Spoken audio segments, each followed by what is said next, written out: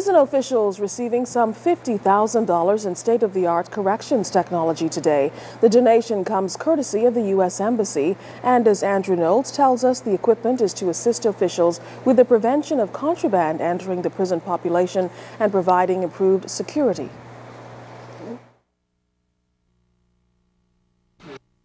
Officials here at Her Majesty's prisons have long lamented the major problem of the importation of contraband.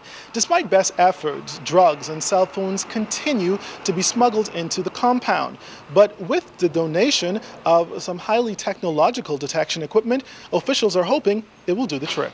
Prison officials say about 80% of inmates entering the prison system test positive for drugs, with marijuana being the most prominent.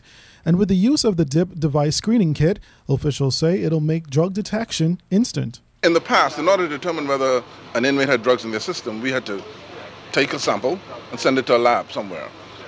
That has now been eliminated because within less than a minute, we would know whether an inmate has drugs in his system to determine not only whether there's drugs, almost the extent to which there's drugs in the system.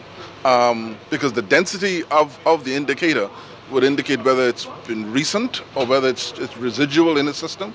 It's a very sophisticated system. A major proponent of rehabilitative programs, Prison Superintendent Dr. Alliston Ramming says once inmates would have tested positive, they would be required to go through a drug therapy program. And with the assistance of the new equipment, he believes it can lessen the demand for drugs. There's the supply side and there's the demand side. And if you can reduce the demand, then obviously you cut down on the supply.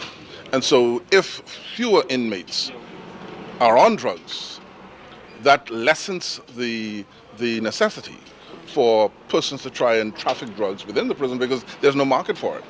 And so that is the benefit of testing for drugs, having drug therapy, having drug education.